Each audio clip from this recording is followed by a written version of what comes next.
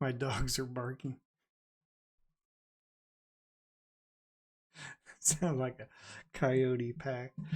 Hey there, it's Rusty Nelson, your college art professor, and we're talking watercolor today. It is vlog 71, episode 34, and week 4 up at the university, getting started. Actually, we're past getting started. We're neck deep into it. So I've been doing my online observational drawing course. So we're working our way through some basic shapes and forms, learning how to control value and getting various textures figured out through our mark making. So we're marching along to that little semester long sequence of assignments. And hey, welcome new viewers, welcome existing viewers. I always forget to do my intro. I always jump into the content.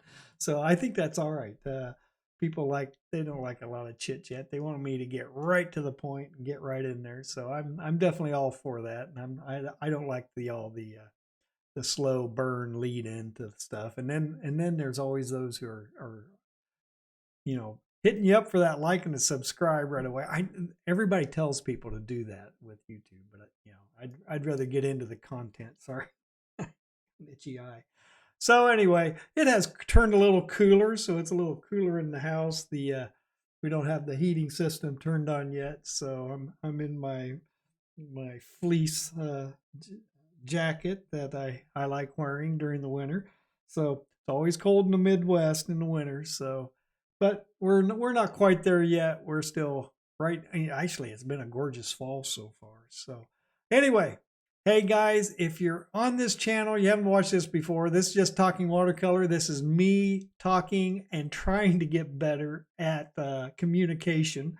So let's see, I been doing this for about a year and 9 months so far and doing pretty well. Surprised myself with how well the channel is doing. And essentially I'm doing art tutorials, drawing and watercolor tutorials, the same thing that I might teach up at the university. I am a college art professor and I'm approaching retirement. So I'm really kind of gearing this whole channel towards people who are mid-career, approaching retirement or in retirement, and trying to get everybody back into picking up a creative journey, whatever it is, drawing, watercolor, just being creative.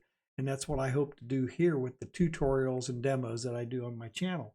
So I was a working graphic designer for about 15 years before I moved into higher education. I wanted to take those skills and lessons that I learned while working as a professional designer and bring them back and bring them to a bunch of 20-year-olds who are wanting to get into graphic design.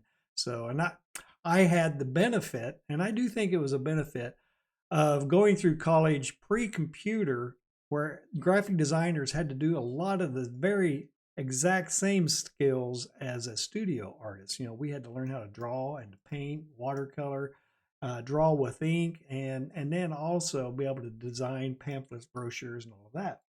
So I had the opportunity to go through all of that pre-computer, learning how to do it by hand. So we did a ton of drawing. We did a ton of marker comps and things like that. So it's all very useful skills that have since gone by the wayside when technology came on, desktop publishing, all of that. We had to transition from all the decades old processes and techniques into the digital realm. And that's where we've been for the last 10, 15, 20 years since I came into higher education. We've really transitioned away from the traditional skills, traditional media. There's still a lot of traditional skills involved, a lot of hand skills involved with digital painting and stuff. But we now do everything on the computer, on tablets, on phones. We're doing a lot more video and a lot of things like that we never did when I first entered higher education. So I actually started this channel trying to figure out social media because the students were using it, and actually a lot of their clients that were hiring them, they wanted them for social media content creation as well. So we started getting into that in the program, which led me to start this whole YouTube channel and me researching everything about social media, what was best, what should I get into, or what should I focus my research on. And for me as an educator, I discovered that YouTube was probably the premier platform for education. So I thought I would take the skills that I've learned as an educator, combine them with the skills I learned as a designer, as an artist, and bring them to everybody out there and focus them towards people who are looking at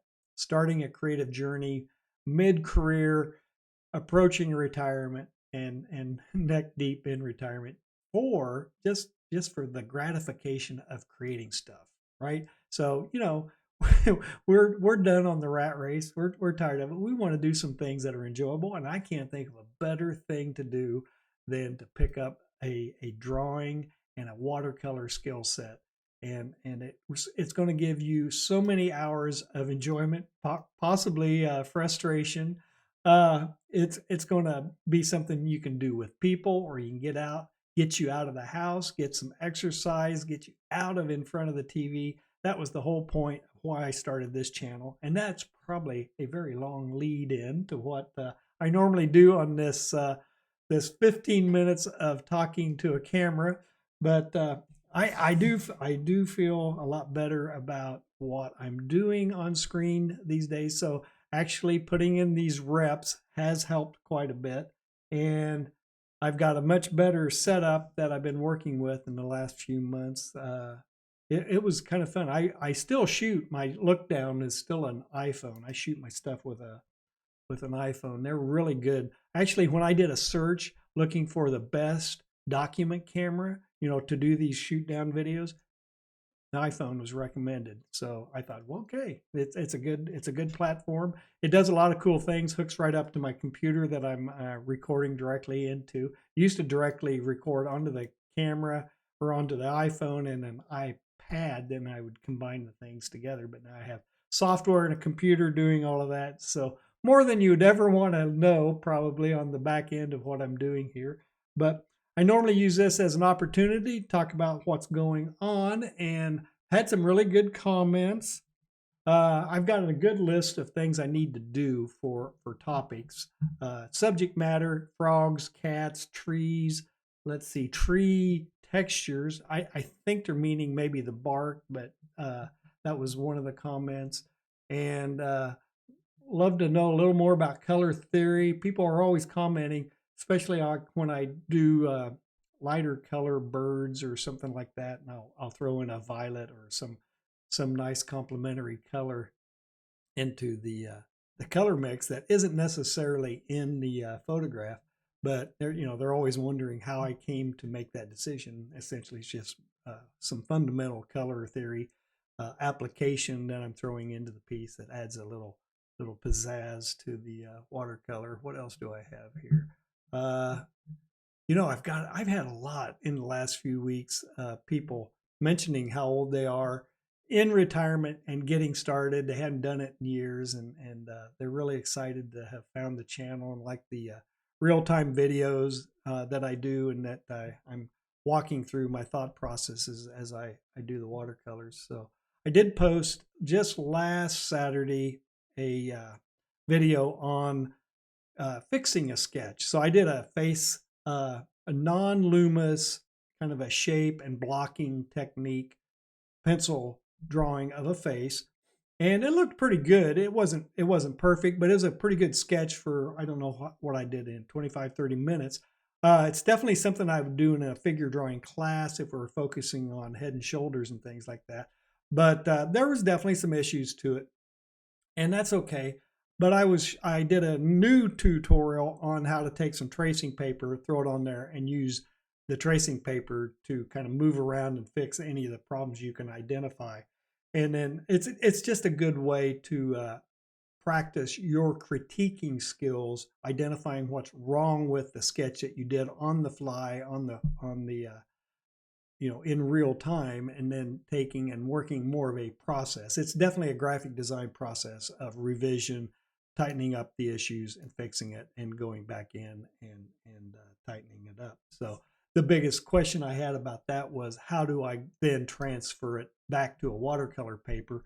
What I actually have, I bought this 40 years ago, but I have an Artograph DB400. It's a big unit that sits on a table. You can put your sketch in the back of the unit, and it projects. It's essentially a big opaque projector, and it projects the drawing onto the tabletop surface that you can just simply trace the sketch onto the watercolor paper. So that's a very handy tool. I actually went out and did a search for Artograph, and I can't even find that they make the DB400s anymore. I'm going to keep looking and see if I find it. I'm going to put it in the descriptions and stuff. So that was kind of my big one. I had a really good floral tutorial that popped off. Really got some good views on it. It was posted 2 Saturdays ago. So that was fun. I've got another tutorial on another floral tutorial coming up. I also have a watercolor tutorial on just watercoloring a figure, doing a quick sketch, and then watercoloring a figure. Limited color palette. I think I used the CMYK color palette on that. On cheap stuff, it's just really a study and exercise, things you should be doing by the hundreds if you're really wanting to get good at figure drawing and figure watercoloring. So that is going to be coming up. And like I said, I got a good list of things that I'm going to kind of bounce between drawing, maybe some ink sketches, some ink drawing, some urban sketching, and some more watercolors. So I got a nice list of projects to get completed and out there and uploaded for everybody. So let's see here. Oh, I know what I was going to say before. I've been going at it almost 12 minutes already, and I haven't even talked about this. I mentioned this last week about having that 15-week project and exercise calendar uploaded to Gumroad. I've had a few people download it, and they were a little underwhelmed with what it was. And that's really all it is. It's a 15-week schedule of the things I'd have my students work through. There's really no instruction to it. I was intending everybody to go out and look at the videos on my channel, because most of what I cover have already been covered with the tutorials I've got on my channel. So I went back in and reworked it a little bit and actually put hyperlinks into the calendar to those videos that you can watch and get up to speed with. And they're all out of sequence.